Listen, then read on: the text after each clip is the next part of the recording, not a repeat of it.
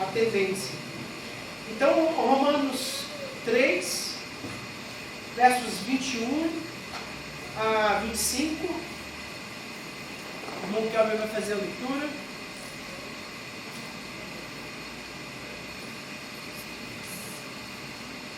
Mas agora, sem lei, se manifestou a justiça de Deus, testemunhada pela lei e pelos profetas. Justiça de Deus mediante a fé em Jesus Cristo, para todos e sobre todos os que creem, porque não há distinção, pois todos pecaram e carecem da glória de Deus, sendo justificados gratuitamente por sua graça, mediante a redenção que há em Cristo Jesus, a quem Deus propôs no seu sangue como propiciação mediante a fé para manifestar a sua justiça por ter Deus, na sua tolerância, deixado impunes os pecados anteriormente cometidos, tendo em vista a manifestação da sua justiça em tempo presente, para ele mesmo ser justo e o justificador daquele que tem fé em Jesus. Obrigado, irmão Kelvin. Essa, na verdade, já é a terceira vez que nós pregamos nesse texto.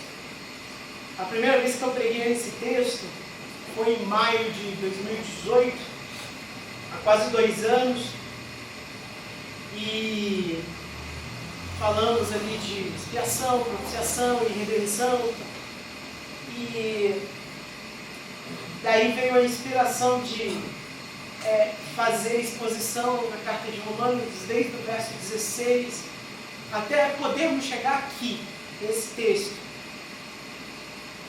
E no último sermão nós pregamos em cima desse texto, fizemos um panorama, e depois desse texto, o que vier a lucro, né, na carta de Romanos, aí eu não vou mais seguir versículo por versículo, né, aí nós vamos pontuar alguns textos específicos, alguns pontos altos, né, na carta de Romanos, mas esse é o 25º sermão na carta aos Romanos, né, é a 25ª exposição, pela misericórdia de Deus e para a glória do nome dele. Então nós somos gratos a Deus por isso, né? E aqui a gente começa, como eu disse no último sermão, falar alguns vocabulários, né, mais bíblicos, expiação, propiciação, redenção, e que eles são muito importantes para nós como cristãos, né? Não abrimos mão desses vocabulários.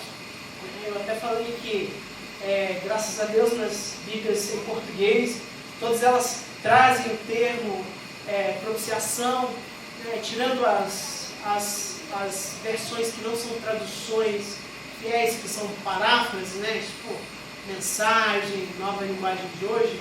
As Bíblias, as traduções em português, elas trazem esse termo, e é muito importante para o cristão não abrir mão destes termos, porque você dominar esses termos, você domina o entendimento. Eu costumo dizer que quem domina o vocabulário domina o discurso, né? A gente vê muito isso em debates, né? Pessoas distorcendo a conotação de termos, né? Para te engajar, para te enredar numa mentira, né? Como nós falamos aqui no GRD, às vezes você recebe um TJ na sua casa e ele vem falar coisas como linguagens sofisticadas, né? Linguagens sofisticadas para Cristo, né? Mas na verdade, você que conhece os termos, você sabe que aquilo é vazio, né? Da boca para fora. Então é importante sim para um cristão não abrir mão destes vocabulários, destes vocábulos de Deus, como diz o J.I. Packer, né, em seu livro, Os Vocábulos de Deus. E ele trata termos como graça, mediação, reconciliação, fé, justificação, regeneração, eleição, santificação, mortificação, comunhão, né? Isso é só o começo. E nesse texto Paulo trata, não de forma direta, mas está aqui embebedecido né, do entendimento de termos como dupla imputação, justificação, redenção, expiação, propiciação, justiça, graça, né? O crente deve entender essas coisas, né? Porque a palavra de Deus nos exorta a manejarmos bem a escritura, né? A espada, para não ter do que nos envergonhar, né? Nós devemos ser bons servos, que manejam bem a espada do Espírito, que são as Sagradas Escrituras. Então aqui, dito tudo isso, nós fizemos um panorama na última pregação e a gente agora vai traçar algumas conclusões, né? Quando Paulo fala que todos estão destituídos da glória de Deus, né? Todos pecaram, né? E todos carecem da glória de Deus, no verso 23, nós passamos a entender que este é o verdadeiro problema da raça humana. Este é o verdadeiro problema do ser humano. A ofensa à glória de Deus. Você tem um ser glorioso, que é santo, santo, santo, e você tem uma criatura que desonra, que ofende a esse Deus. Né? Vale, para ilustrar isso que eu estou dizendo, não sei se vocês lembram daquela passagem onde Jacó chega ali em Siquém, né? E o filho do rei daquela cidade, cujo nome era Siquém, ele desonra Diná, né? Ele viola, né? Ele força, né? Então ele desonrou a família de Jacó, né? E eles demandam, né? O pai de Siquém, o rei daquela cidade, tenta reparar aquele dano, tenta reparar aquela ofensa, dizendo: olha, meu filho errou, ele errou, está arrependido e ele quer se casar com ela. Né? E aí vocês conhecem a história, os filhos de Jacó não aceitam esse apaziguar, isso não é suficiente para apaziguar a ira deles. Eles têm sede de vingança, sede de justiça. Então eles enganam, né, o rei de Siquém, dizendo: tudo bem, desde que você, né, circunde todos os homens, né, e depois da circuncisão, né, de cortar o prepúcio de todos os homens da cidade, no terceiro dia vem aquela febre dado a inflamação, né, local. Eles aproveitam essa fragilidade dos homens da cidade para atacar a cidade e fazer o derramamento de sangue, porque eles queriam derramar sangue para haver redenção, né, do nome de Jacó, do nome da família. Né? Só para trazer uma ideia do que essa expressão redenção, para onde que ela nos leva. Né? É óbvio que aquilo foi um ato errado, foi um ato reprovado por Deus, mas como tudo na Bíblia aponta para Cristo, né, isso também deve apontar para Cristo. Né? Deus, para nos redimir, precisou derramar sangue do seu próprio Filho. Né? Então, através do sangue derramado de Jesus, nós somos redimidos. Né? A desonra ao nome de Deus, ela é desfeita em Cristo. Esse é um ponto alto de nós entendermos. Né? Existe uma desonra da criatura ao seu Criador. Existe uma desonra à glória de Deus. Deus, quando criou o homem, Ele criou o homem à sua imagem, segundo a sua semelhança.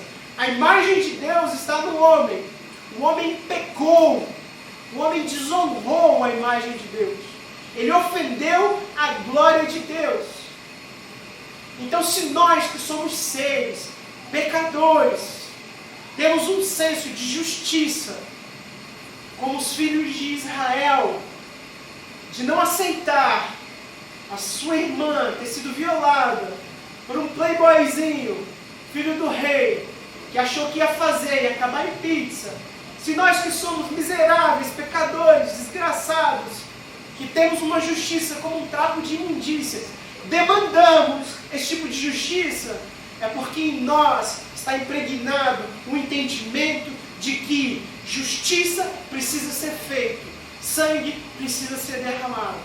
Então assim nós nos autocondenamos ao inferno, cada um de nós, por ofendermos a glória de Deus. Se os filhos de Jacó não aceitaram a ofensa ao pai deles, quanto mais uma ofensa ao Deus Todo-Poderoso, Criador dos céus e da terra, ao Deus que é santo, santo, santo, um Deus que é glorioso, um Deus que é rico, infinito em glória, infinito de tal forma que ninguém jamais poderá acrescentar nem retirar a glória de Deus. Nós podemos honrar essa glória. Quando nós falamos em glorificar o nome de Deus, nós estamos dizendo que nós estamos honrando a glória de Deus. Mas nós não temos condições alguma de acrescentar nada à glória de Deus. Porque Deus já é infinitamente glorioso. Sem a minha ajuda, a glória de Deus vai muito bem, obrigado. O que eu posso é ofender a glória de Deus, honrar a glória de Deus. E como pecador, nós ofendemos a glória de Deus. Então, esse é o grande problema da humanidade. Esse é o grande problema do ser humano. Ele é pecador, ele é inimigo de Deus. Ele tem inimizade contra Deus porque ele desonra a glória de Deus. E esse é um problema sério. Esse é um problema que não tem solução fácil. Não tem uma solução fácil. Não tem 7 passos para você desfazer a desonra da glória de Deus. Olha, siga esses 7 passos que você vai desfazer a desonra da glória de Deus na sua vida. Não existe isso. Não existe. Não existe passo, não existe obra. Não existe comedor de feijão, ser humano, capaz de desfazer a desonra da glória de Deus, provocada desde o Éden, e que nós repetidamente replicamos.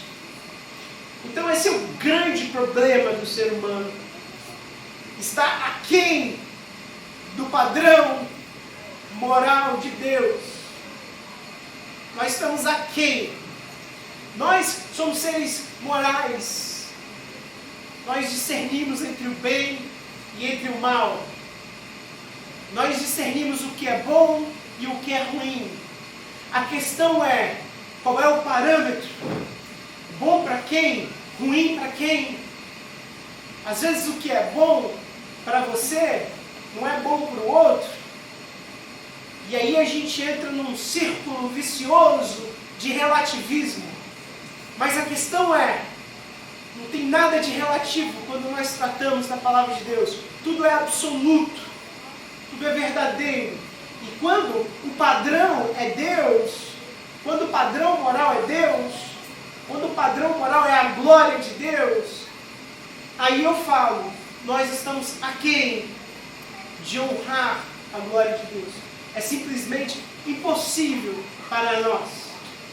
Então esse é o nosso grande problema, que nos leva ao inferno. Desonrar a glória de Deus.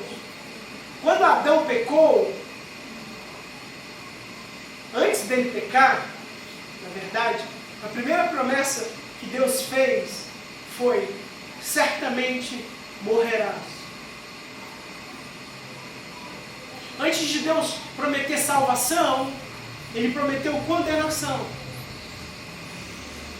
Adão pecou. E certamente pessoas são condenadas todos os dias ao inferno. E depois de ter pecado, Deus de misericórdia, Deus de graça, o Deus de amor, o Deus de compaixão, prometeu salvação a todo aquele que crê em Cristo, nosso Senhor e Salvador, nosso Deus, nosso Redentor, quem teve seu sangue derramado, para que nós pudéssemos ser redimidos, resgatados, para que a desonra a Deus em nossas vidas fosse desfeita nele, através do sangue derramado dele. Então esse é o problema da humanidade, a ofensa à glória de Deus. Continue em Romanos, Naum vai dizer o seguinte: o Senhor é Deus zeloso e vingador. O Senhor é vingador e cheio de ira. O Senhor toma vingança contra os seus adversários e reserva indignação para os seus inimigos. Deixa eu te contar uma coisa. Deus tem inimigos. O Senhor é tardio em irar-se, mas grande em poder, e jamais inocenta o culpado. O Senhor tem seu caminho na tormenta e na tempestade, e as nuvens são o pó dos seus pés. Então todas as vezes que nós vemos um cataclisma, isso não é nada perto da ira de Deus. E os homens continuam se perguntando: o homem está plantando o que colhe, está agredindo a natureza, e aí vem esses cataclismos. Ninguém lembra da ofensa à glória de Deus. Vamos pensar um pouco menos na natureza e pensar um pouco mais na ofensa à glória de Deus. Porque as tormentas e as nuvens dos céus são pó dos seus pés. Ele tem o seu caminho na tormenta. Isso é uma infinidade do display, da vitrine, da demonstração da ira de Deus. Por isso que ele é tardio em se irar. Mas pastor Eric, Deus não é amor? Sim, Deus é amor. Aquele que não ama não conhece a Deus, porque Deus é amor. Amor descreve quem Deus é. Mas então por que Deus tem ira? Porque Ele é santo. Ele é santo, santo, santo. E se Ele não tivesse ira, Ele seria imoral. E Deus não é imoral. Então, a ira de Deus é uma resposta à ofensa à santidade dele. Ele não pode ter o culpado por inocente, porque isso é injustiça, isso é imoralidade. É imoral você culpar o inocente, e é imoral você inocentar o culpado. Então é por isso que Deus tem ira. Mas Ele não é amor, Ele é amor. E é por isso que Ele é tardio em irar-se. Então, meus amados, a ira de Deus, ela é revelada desde os céus, Paulo vai falar no capítulo 1, contra toda impiedade e perversão dos homens que detêm a verdade pela injustiça. Os homens, eles suprimem a verdade de Deus. Você liga a televisão e tem alguém contando mentira para você.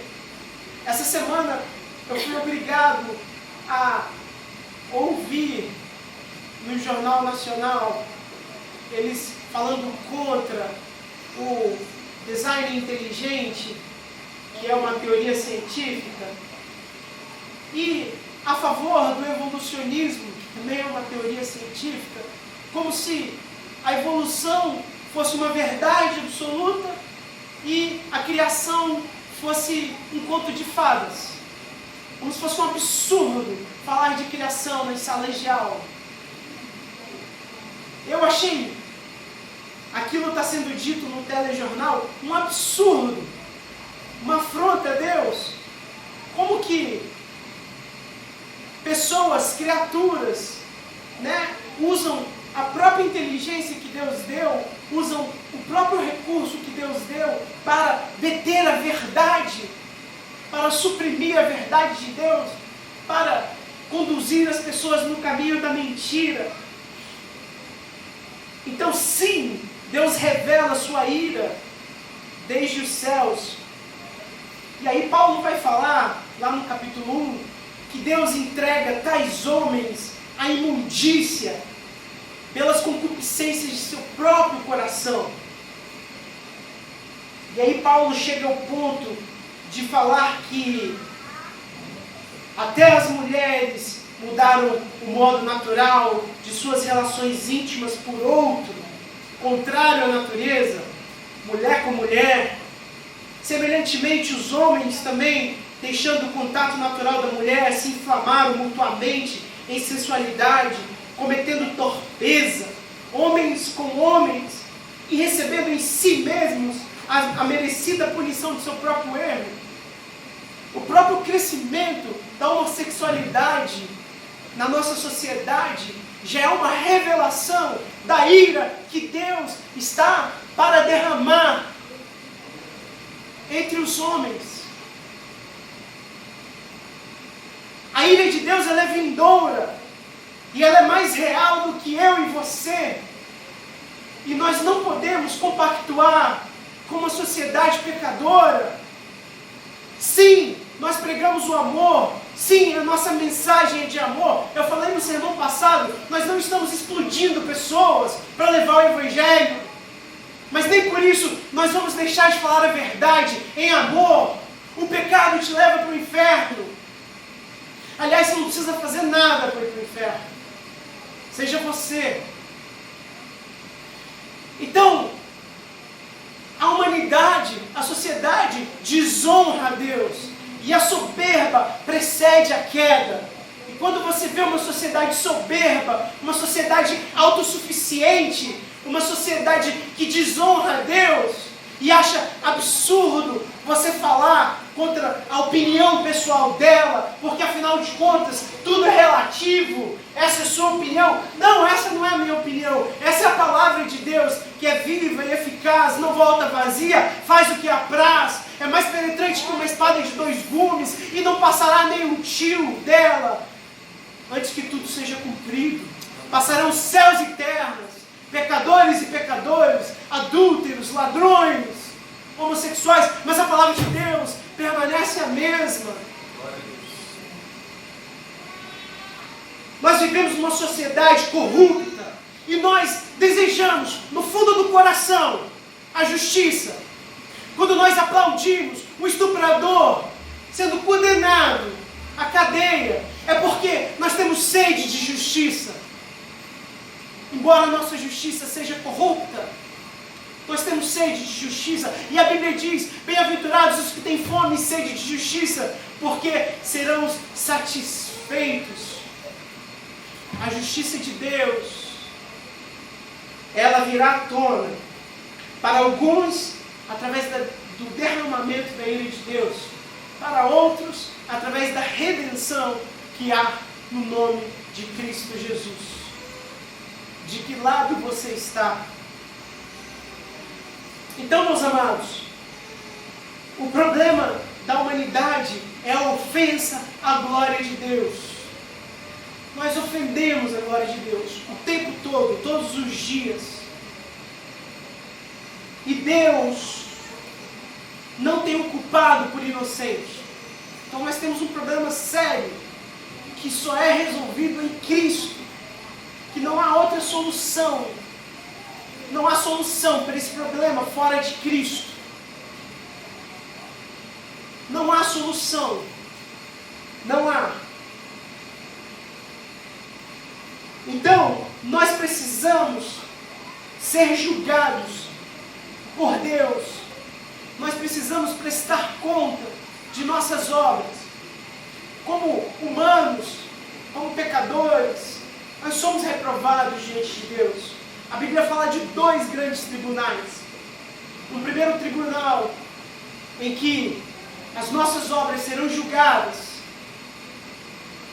e abrirá um livro, e aí vai estar todo mundo no bolo. Eric, culpado. Patrick, culpado. Vai estar todo mundo nesse bolo. Porque não tem quem tenha obra própria e que satisfaça a glória de Deus. Não tem a quem atinja o padrão da glória de Deus. Mas a Bíblia também nos promete que haverá um segundo tribunal, onde ali é a obra de Cristo que vigora. E Ele abrirá o livro da vida. E Ele vai chamar pelo nome os que estão escritos no livro da vida. E vai colocar à sua direita. E os que não estiverem escritos, Ele vai colocar à sua esquerda.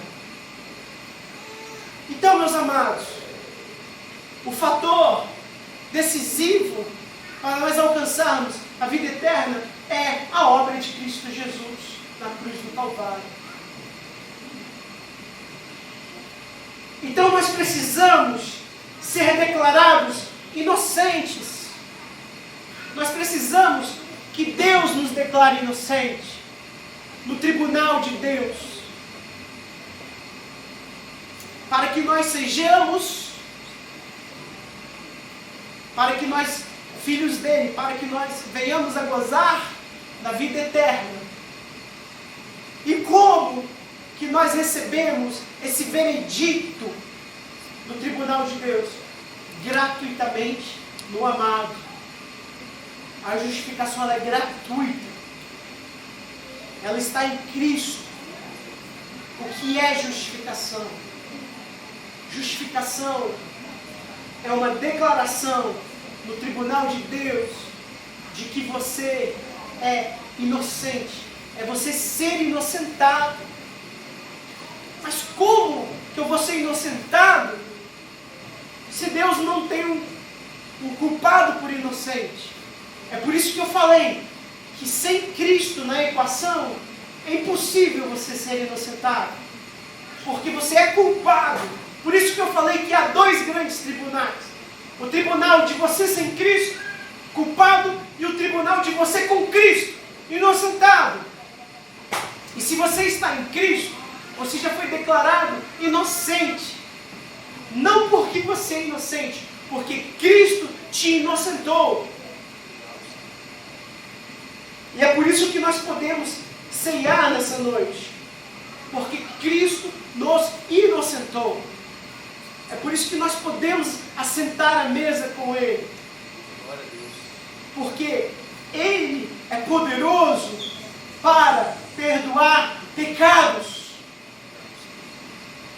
É por isso que Ele fez milagres, para mostrar o seu poder. Ele dizia aos fariseus: para que vocês creiam que o Filho do Homem pode perdoar pecados, levanta e anda. Queridos, quando a Bíblia fala de justificação, existem 2 sentidos.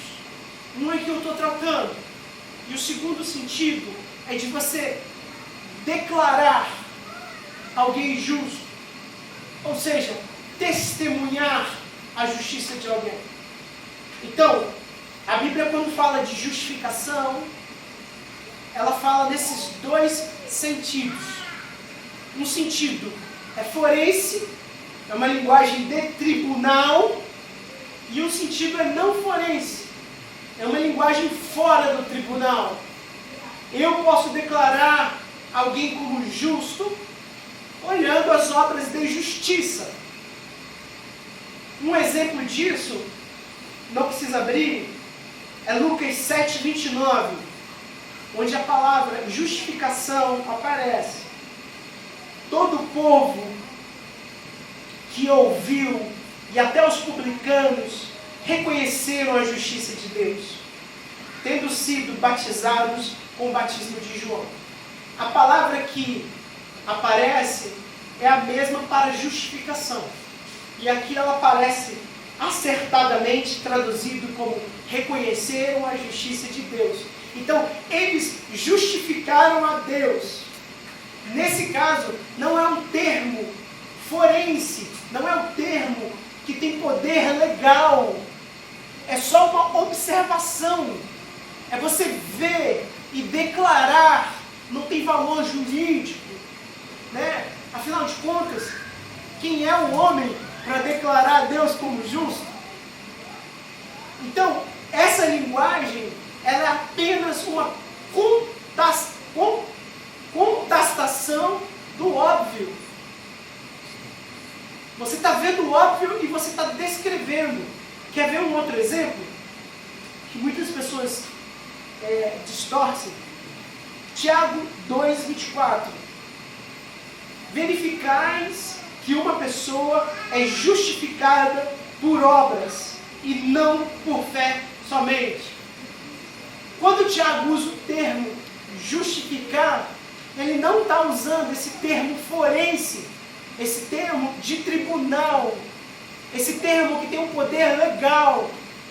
Ele só está falando de você é declarado justo, não só por obra, não só pela fé, mas pelas obras. Quando eu vejo as suas obras, eu vejo a obra de Deus em sua vida, eu vejo você frutificando, e eu posso dizer, o pastor Patrick é um homem justo, ele é regenerado, eu estou declarando ele por causa das obras que eu enxergo, que são evidentes, não as dele, mas as obras de Cristo na vida dele. Então essa é a linguagem que Tiago está usando aqui. Mostra a sua fé que eu vou te mostrar as suas obras. Não existe fé sem obras. Se você tem fé que é vinda da parte de Deus, é uma fé operosa, é uma fé que tem obras. Então esse é o termo que Tiago está usando. É um termo não legal, não forense, extratribunal. Já o termo que Paulo usa quando ele fala de justificação, ele está falando de um termo dentro de um tribunal. Um termo onde um juiz declara um veredito. A despeito do seu pensamento ou da sua opinião, se você comparecer diante de um juiz aqui na terra e ele te declarar como culpado, você vai para a cadeia. Porque aquele juiz é uma autoridade naquele tribunal. Paulo está usando essa linguagem de tribunal e dizendo que Deus te justifica. O mesmo Deus que não tem o culpado por inocente. É o Deus que te justifica por causa da sua graça, por causa do seu amor. Né? E como que funciona esse mecanismo de Deus nos justificar e permanecer justo? Porque é o que Paulo está tratando aqui. A justificação, ela é um declarar de Deus no tribunal de Deus. E ela é sem obras, para que ninguém se glorie. Um capítulo na frente, Paulo vai dizer o seguinte: mas ao que não trabalha, porém crê naquele que justifica o ímpio, sua fé lhe é atribuída como justiça. Olha o que Paulo está falando. Que nós, sem obras, sem trabalho, né? Mesmo sendo ímpios, pecadores, somos justificados, temos justiça atribuída a nós, por causa da nossa fé em Jesus Cristo. Então a minha fé em Jesus Cristo é poderosa para me justificar diante de Deus. Isso não é maravilhoso?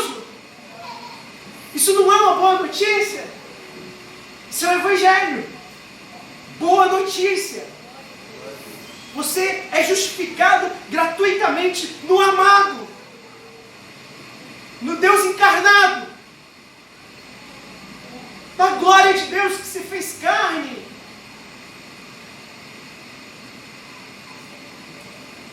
Isso é justificação. Agora, olha o que Paulo vai falar no capítulo 8, verso 31. Ele vai dizer: que diremos, pois, à vista dessas coisas?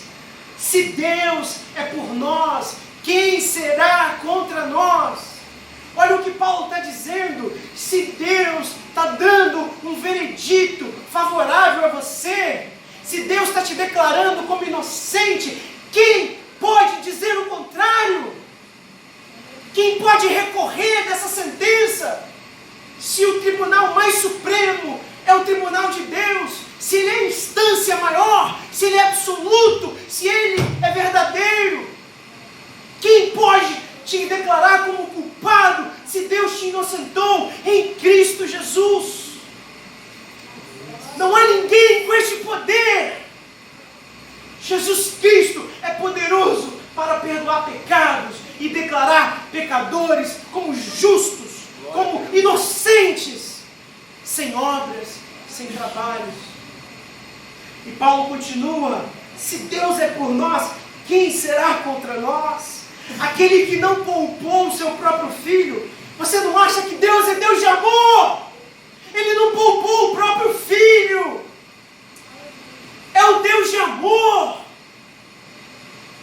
A ira de Deus é porque Deus é santo, mas Ele é longânimo em se irar.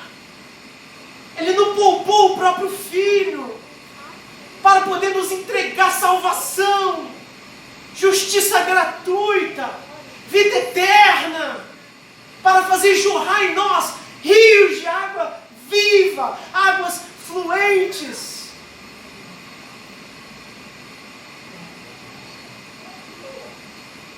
Aquele que não poupou o seu próprio filho, antes por todos nós. E nós, o contexto é igreja, eleitos, escolhidos. Por todos nós o entregou. Porventura não nos dará graciosamente com ele todas as coisas? Se Deus nos deu a sua própria vida, a vida do seu próprio filho, Ele não nos dará todo o restante dos seus bens? Nós somos herdeiros de Deus, co-herdeiros com Cristo. Essa é a linguagem que Paulo está falando. Você tem bênçãos para receber na eternidade que você não consegue alcançar, que você não consegue mensurar. Não é nem muito bom ficar pensando, que a gente fica doido. Você vai querer ir logo. Paulo, tá morrendo. A minha avó, no culto fúnebre da minha avó, o pastor pregou conta que ela estava no hospital, ele chegou lá e ela perguntou: pastor, o céu é bom mesmo? Muito brincalhona, né? Aí o pastor: é muito bom, mas pode esperar mais um pouquinho. Amados, e aí Paulo prossegue: quem tentará acusação contra os eleitos de Deus, se é Deus quem os justifica? Meu amigo, se Deus bateu o martelo, inocente, não tem diabo, não tem inferno, não tem demônio, não tem profundidades, não tem alturas. Não tem nada que pode te separar do amor de Deus. Glória a Deus. Quem nos condenará? É Cristo quem morreu, ou antes, quem ressuscitou, o qual está à direita de Deus e também intercede por nós.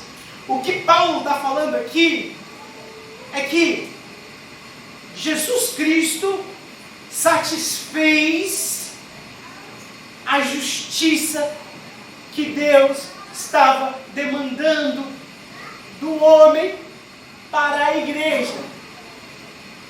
Cristo satisfez a justiça na igreja.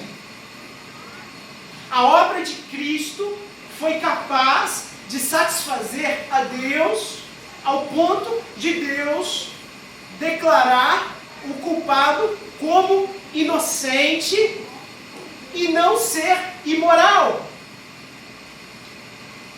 Vocês percebem o raciocínio de Paulo? Como que ele vai totalmente contra a nossa modernidade. Estão me ouvindo bem? Pós-modernidade, né? Acho que é só um retorno. Enquanto a gente fica argumentando, olha, como que um Deus amoroso pode condenar alguém ao inferno? Paulo está preocupado, abre aspas, em argumentar como que um Deus justo pode salvar alguém.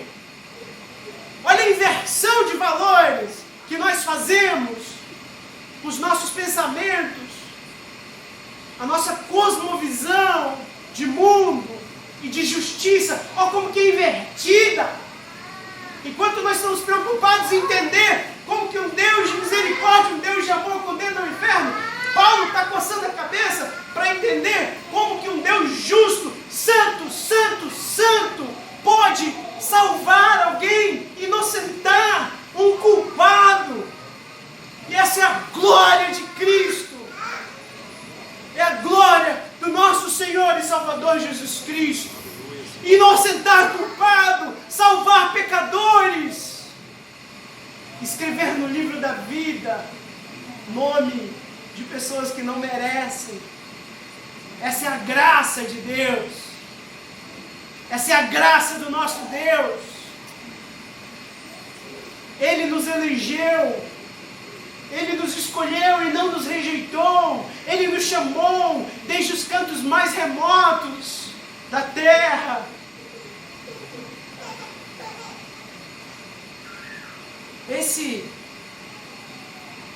Essa obra de Cristo, ela é capaz de habilitar Deus a nos dar um veredito de inocente, quando nós ainda somos culpados. Então nós somos justificados sem obra, por meio da fé. Quando nós cremos que nós somos pecadores, dependentes de Jesus Cristo, e que Ele é suficiente para nos perdoar os pecados, nos redimir, nos lavar, nos reatar a amizade com Deus, nós somos justificados pela fé, não por nossas obras, mas pela fé neste Salvador, neste Messias, neste Cristo, neste ungido. Sola fide, somente pela fé. Somente pela fé.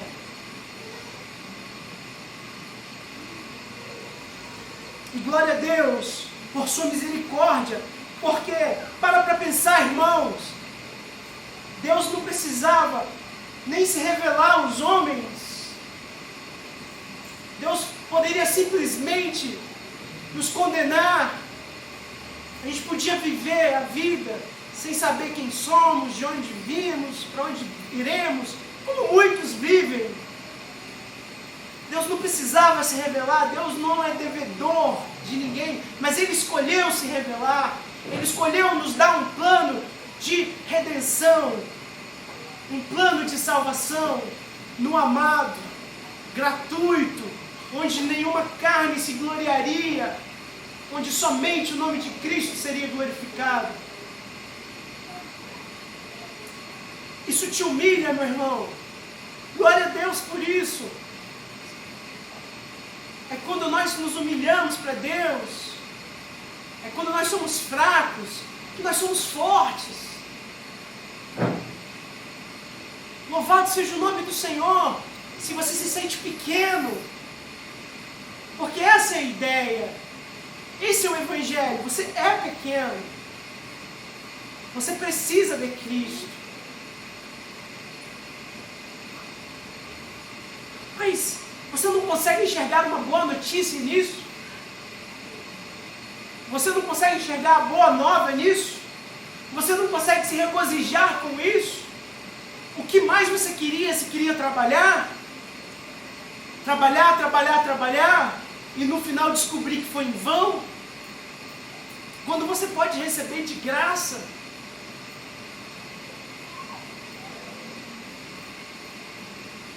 Amados,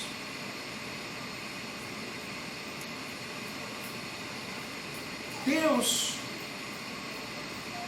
Ele nos justifica porque Ele precisava que alguém recebesse a punição em nosso lugar. Porque Deus exige a redenção. Ele exige o derramamento de sangue. Sem derramamento de sangue, não há redenção. Nas festas judaicas, eles imolavam animais para demonstrar que o salário do pecado é a morte. Então sangue precisava ser derramado.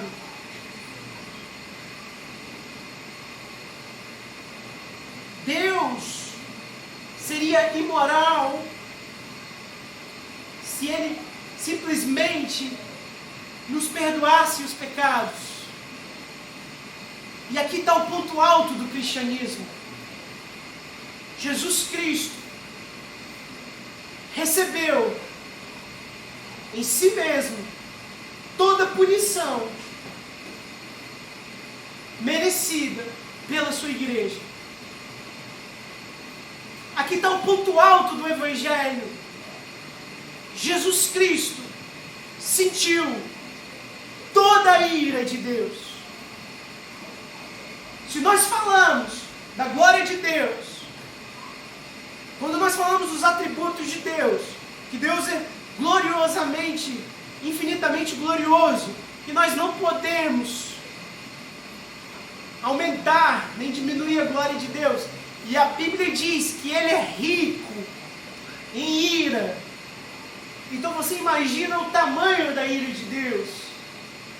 E Jesus Cristo suportou na cruz do Calvário toda a ira de Deus.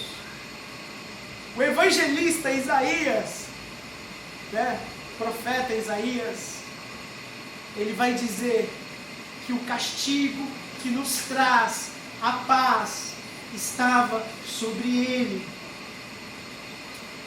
As nossas chagas, a nossa lepra, o nosso pecado estava sobre ele. Ele transpirou sangue no Getsemane. Ele atingiu o parâmetro moral da glória de Deus. Esse versículo que nós lemos não se aplica a Cristo, porque ele não era só homem, enquanto aqui ele era homem e Deus, assim como hoje. Quando fala todos pecaram e carecem da glória de Deus, não há um justo, nenhum sequer, não há quem busque a Deus. Isso não se aplica a Cristo. No Getsemane, ele disse: é chegada a minha hora. Pai, glorifica o teu nome. O próprio Deus, o mesmo Deus que havia declarado do alto: este é meu filho amado, em quem eu tenho prazer. O próprio Deus falou: eu já glorifiquei o meu nome na sua vida, e novamente o glorificarei. A obediência ativa de Cristo atingiu o parâmetro moral da glória de Deus. Por isso Ele é o nosso sumo sacerdote. Por isso Ele é o nosso representante que está à direita de Deus. Porque Ele é o homem que cumpriu toda a lei de Deus. Ele obedeceu, Ele se humilhou de sua glória. Ele aceitou as limitações humanas e foi obediente, ativamente cumpriu tudo que estava designado por Ele e passivamente recebeu uma punição a qual Ele não merecia. Então Deus glorificou o seu nome em Cristo e novamente glorificou quando emolou Cristo na cruz do Calvário. Então a justiça de Deus foi satisfeita quando Ele derramou a sua ira em Cristo. Então Deus não tem um culpado por inocente. Se você foi inocentado, foi porque Cristo recebeu a sua culpa. Esse é o Evangelho.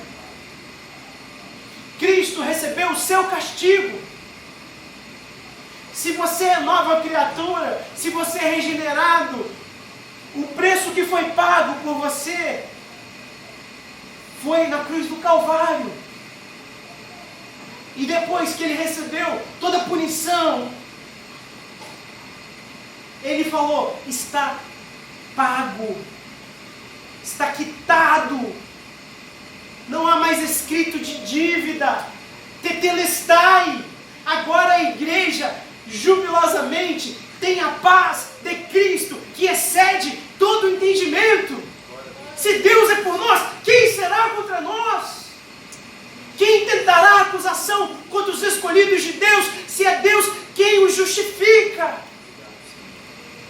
Quanto que isso vale?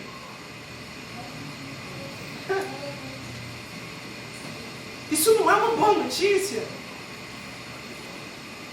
Deus é santo.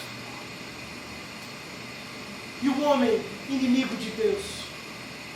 E Cristo, o reconciliador. Não há outro caminho. Não para a redenção com o Pai. Você pode fazer 7 passos para você se redimir com você mesmo, para você cauterizar uma consciência ferida, para você ter algum tipo de paz perene, não duradoura, mas eternidade só em Cristo Jesus. E se você entendeu a mensagem de hoje, você vai entender porque não há nenhuma outra religião que salva, a não ser o Evangelho do nosso Senhor Jesus Cristo. Eu convido a igreja para ficar de pé.